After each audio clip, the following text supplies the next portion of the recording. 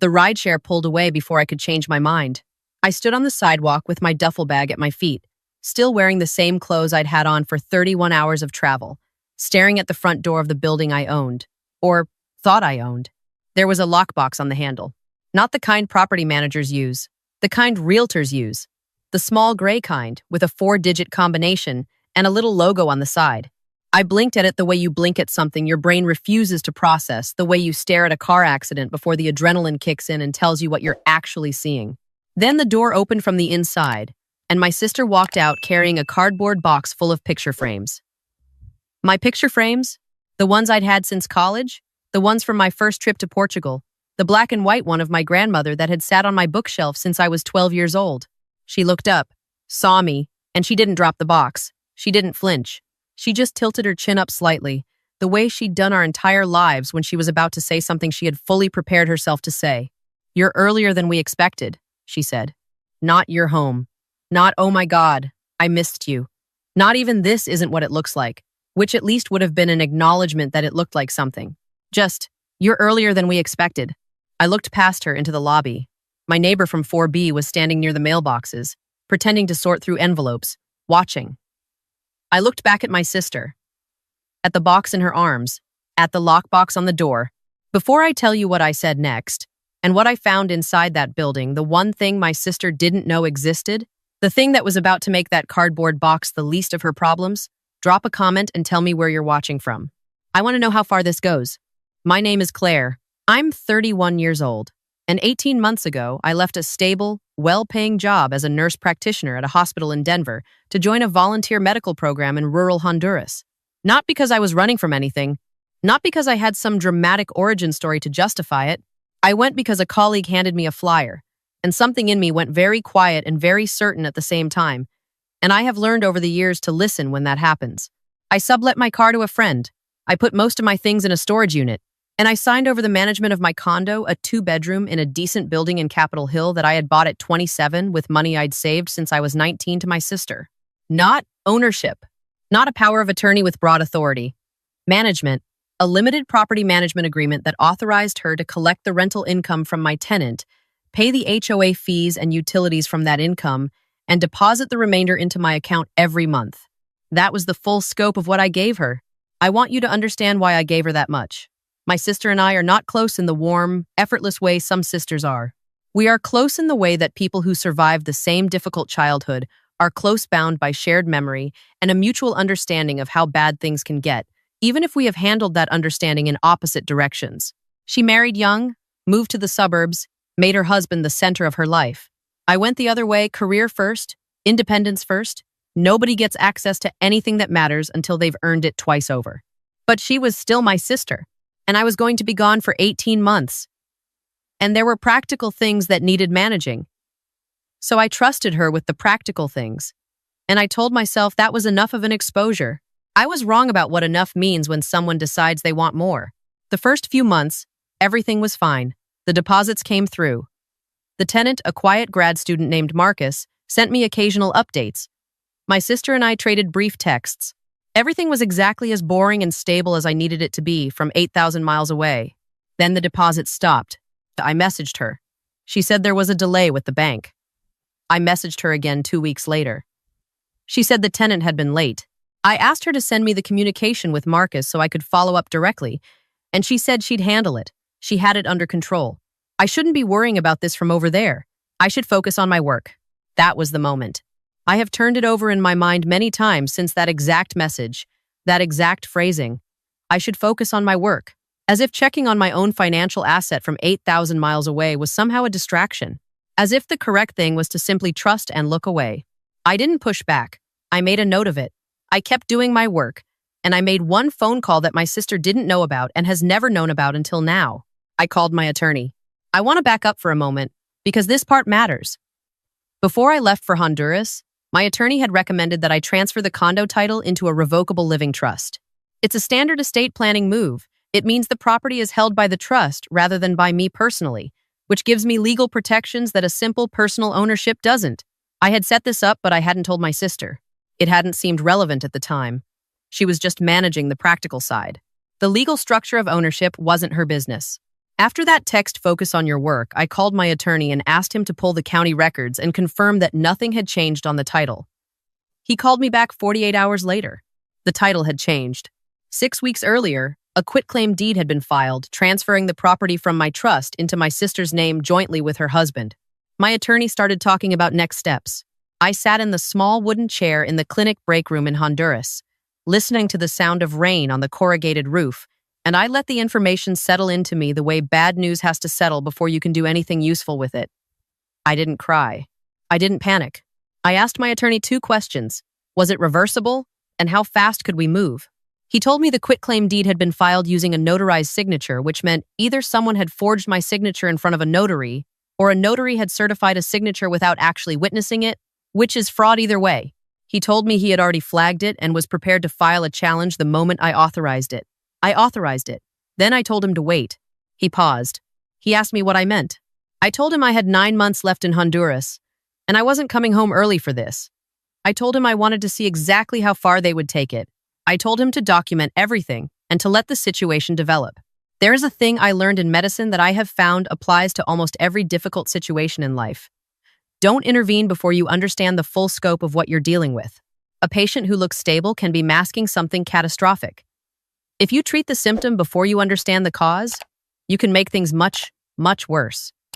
My sister had committed fraud, but I didn't yet know how deep it went, who else was involved, or what she was planning to do with the property. Intervening immediately would stop the bleeding but lose the evidence. Waiting and watching was harder, but it would tell me everything. So I waited.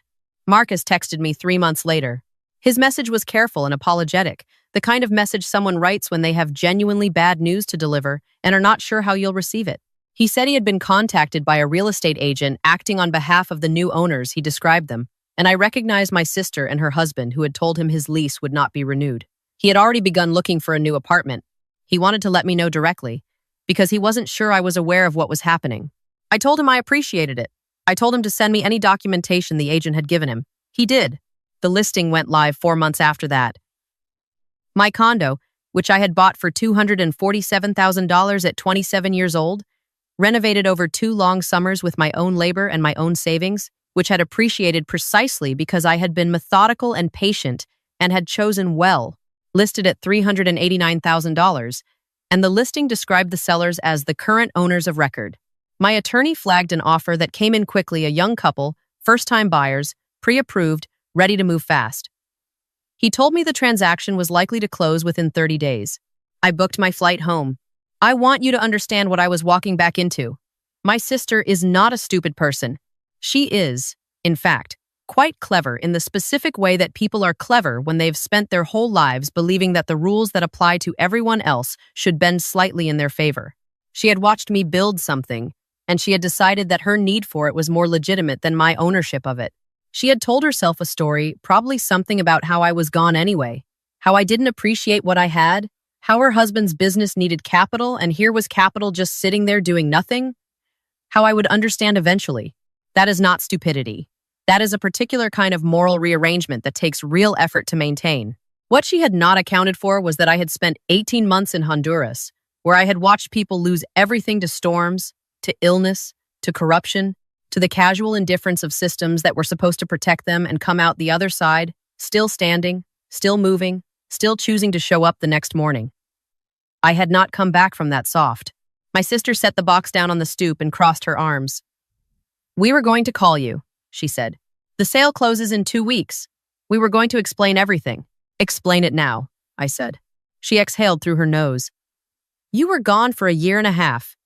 You left me holding everything. Do you have any idea how much time and energy I've put into managing that place?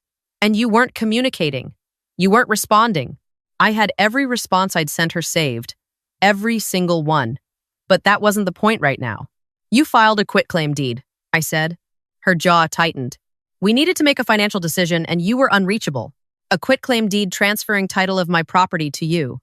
To both of us," she said, as if this were a meaningful distinction. "We're family, Claire. We were protecting the asset." I looked at her for a moment.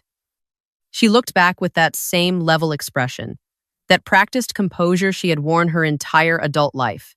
Behind her, through the glass lobby door, I could see her husband standing near the elevator with another box. He was not meeting my eyes. Is the buyer coming today? I asked. She blinked. She hadn't expected that question. The final walkthrough is tomorrow morning. And the closing? Friday. A pause. Claire, I know this is a lot to process, but the money is going to be good for everyone. We can sit down and talk about it rationally once. I want to go upstairs, I said. She stepped aside. The elevator ride was silent. Her husband stood against the far wall with his arms full of a box containing my kitchen things, my coffee maker, the copper pots I'd bought in Portugal, the ceramic mixing bowls I'd had for 8 years. He still wasn't looking at me. That was interesting. My sister had fully convinced herself that she was justified. Her husband hadn't. He was carrying my belongings out of my home, and he knew what it was. The condo door was open. The place had been professionally staged furniture I didn't recognize. Artificial flowers. A smell of synthetic vanilla that sat heavy in the air. Most of my personal things had been removed and replaced with anonymous, photogenic objects designed to make a buyer feel something uncomplicated. My bookshelf was gone. The photos were gone. The small rug I'd bought in Guatemala on a supply run, the one I'd been looking forward to putting back in its place, was gone. My sister stood in the kitchen doorway. The stager said personal items reduce offers. We got 2 bids already. I walked through the living room, through the bedroom, into the second bedroom, which I had used as an office and which was now staged as a nursery because apparently that tests well with the buyer demographic. I came back into the living room. I need to make a call, I said. She gestured at the room as if to say, be my guest. I called my attorney. He answered on the first ring. I told him where I was. He already knew I'd texted him from the rideshare. He told me he was ready. I told him to send the documents. My phone buzzed. I opened the email, downloaded the attachment, and printed it from the printer my sister had apparently set up in the kitchen office nook. She watched me do this with an expression that was trying to be patient and not quite managing it. I brought the pages back into the living room. Her husband had set his box down and was standing near the window. I looked at both of them. The quitclaim deed you filed, I said, was fraudulent. My sister laughed. A short, controlled sound. We had it notarized. You had a signature notarized, I said. But the property you were transferring title on wasn't mine to transfer. The condo hasn't been in my personal name since before I left. I moved it into a revocable living trust 2 years ago. I held up the first page of the document my attorney had sent. This is the original trust deed, certified by the county recorder. You can see the transfer date. She stared at it. A quitclaim deed can only convey the interest that the grantor actually holds, I continued. I held no personal interest in the property. The trust did. You committed fraud. You signed my name to transfer an interest I didn't personally possess, and you did it in front of a notary, which makes it a criminal matter, not just a civil one. I paused. And the buyers are under contract to purchase a property that the sellers don't legally own, which means when this closes on Friday, every dollar of that sale is going to land in the middle of a fraud investigation. The silence in that room was absolute. Her husband was the first to move.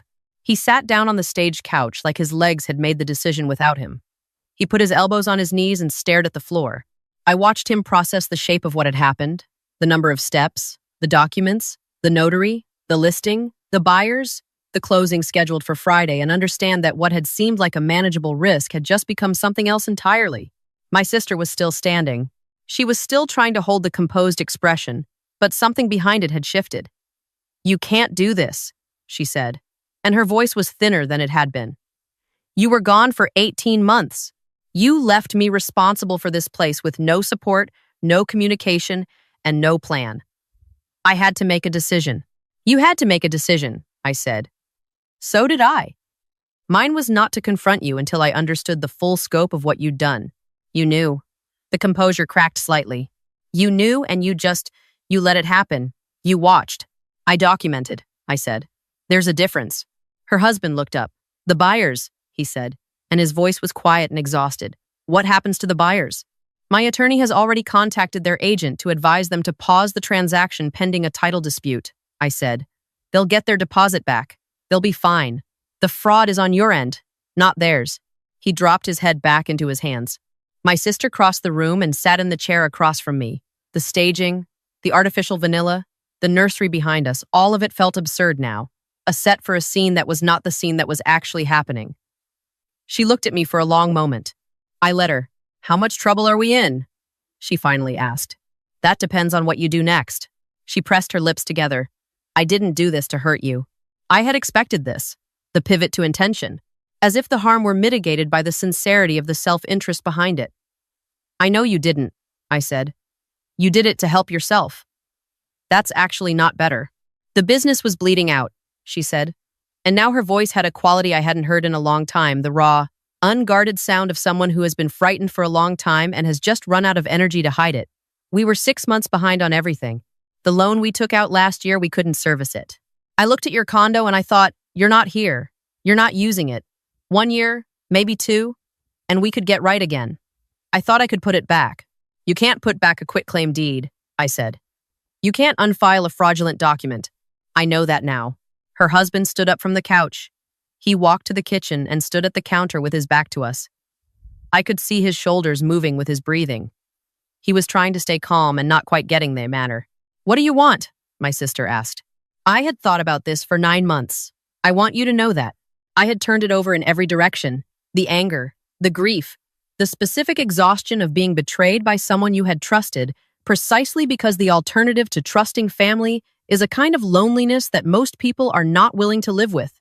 I had felt all of it, working 12-hour shifts at the clinic, coming back to a cot in a building without reliable air conditioning, eating rice and beans and listening to the rain and working through it the way you work through something when you are thousands of miles from home and there is simply nothing else to do. What I had arrived at was not forgiveness. It was not fury either. It was something quieter and more durable than either of those things, a clear-eyed reckoning with what had happened and what I needed to come out of it intact. I want the property properly returned to the trust, I said. I want a full accounting of every dollar of rental income that was collected and not deposited into my account. I want a signed repayment agreement for that amount, with terms I'll have my attorney draw up, and I want it notarized by an actual notary who actually witnesses the signature. I paused. And I want my grandmother's photograph back. My sister blinked. The black and white one in the box you were carrying downstairs. She nodded once, slowly. If all of that happens, my attorney will handle the title correction through civil channels and we won't involve the district attorney's office. I stood up. If any part of that does not happen, or if I discover any additional documents or transactions I'm not currently aware of, that calculus changes. Completely. Her husband turned around from the kitchen counter. His eyes were red at the corners. The notary, he said. The one who certified the deed. She's a friend of my mother's. She didn't. She wasn't present for the signing. I want you to know that I know that's not an excuse. I know, I said. My attorney is already aware of that detail. He nodded, looked at the floor again. I'll contact the buyer's agent today, he said. And the listing agent. I'll handle that. We sat in the staged living room for another 40 minutes, going through the accounting of what was owed. My sister pulled up bank records on her phone with the same practiced efficiency she brought to everything. This was the version of her I had always respected, even when I was furious with her. The methodical competence, the refusal to be sloppy about the details, even when the details were damning. The number came to $14,200 in undeposited rental income over 11 months. Not a life-changing amount, but mine. I photographed every screen she showed me. When I stood up to leave, I had booked a hotel. I was not going to spend the night in a staged version of my own condo. My sister walked me to the elevator. Her husband stayed in the kitchen. The hall was quiet. I told myself it was practical, she said. The whole time. I kept saying, this is practical. This is temporary. This is just a bridge. I never let myself say what it actually was. What was it actually? I asked. She looked at the elevator doors. I wanted something that was yours, she said. I've wanted that since we were kids. Not the condo specifically, just the thing you have. The way you move. The way you don't need people to agree with you before you do something. She paused. I thought if I had the physical thing, maybe I'd figure out how you got the rest of it. The elevator arrived. I thought about a dozen things I could say. I thought about the 18 months of deposits that hadn't come, the silent adaptation, the quiet call to my attorney in the rain. I thought about the photograph of my grandmother that had sat on my shelf since I was 12, which was taken when my grandmother was exactly my age now, standing outside her first house, alone, with the same expression on her face that I have been told I sometimes have without knowing it. The expression of someone who has decided something and is not going back. It doesn't work that way, I said. You can't acquire it. You have to build it. The elevator closed. My attorney had the title corrected within 3 weeks through a straightforward declaratory judgment. The fraudulent quitclaim was voided, the trust's ownership was affirmed, and the county records were updated. The notary was reported to the state licensing board. My attorney handled that separately, and I was not involved in the outcome. The repayment agreement was signed, notarized properly this time, and the first payment arrived in my account on the 1st of the following month. It will continue arriving for the next 14 months. Marcus, my former tenant, had already found a new place by the time everything was resolved. I sent him a letter explaining what had happened and thanking him for his text 9 months earlier. He wrote back to say he had figured something was off and he was glad it worked out. He also mentioned, almost as a footnote, that if I ever relisted the unit, he knew someone looking for a 2-bedroom in Capitol Hill. I didn't relist it immediately. I moved back in first. The staging company came and took their furniture. I got my things out of the storage unit. I put my grandmother's photograph, which my sister returned, wrapped in a piece of newspaper, left at the front desk of my hotel back on the bookshelf in its place. I put the Guatemalan rug in front of the couch. I opened the windows and let the October air move through the rooms until the synthetic vanilla smell was gone. I did not call my sister for several weeks. When I did, it was a short call. We talked around the edges of what had happened without going directly at it. That is, I think, what the next several years will look like between us. Not estrangement, but not ease, a careful proximity. Two people who share too much history to disappear from each other's lives entirely, learning to build something new on top of a foundation that has been cracked and repoured. I don't know what that will look like yet. I don't think she does either. What I know is that I came home to a lockbox on my front door and my grandmother's photograph in a box on the stoop, and I did not raise my voice once. I did not beg. I did not perform an emotion for anyone's benefit. I had spent 9 months in a break room in Honduras, in a wooden chair, in the rain, deciding what kind of person I was going to be when it was over. And I showed up as that person, and the problem resolved itself. Because problems that are built on deception resolve themselves when someone shines a light and refuses to look away. I changed my locks the night I moved back in. One quiet beep from the keypad, and the door sealed behind me. I made coffee in my copper pot, and I stood at the window and watched the Capitol Hill street below the couple, walking their dog, the delivery cyclist, the lights coming on in the building across the way, one window at a time. I wasn't celebrating. I was just home. And for right now, that was the only thing that needed to be true. If you've ever had to be the calm person in a room full of chaos just to keep your own life from being taken apart, share this. Someone out there needs to see it.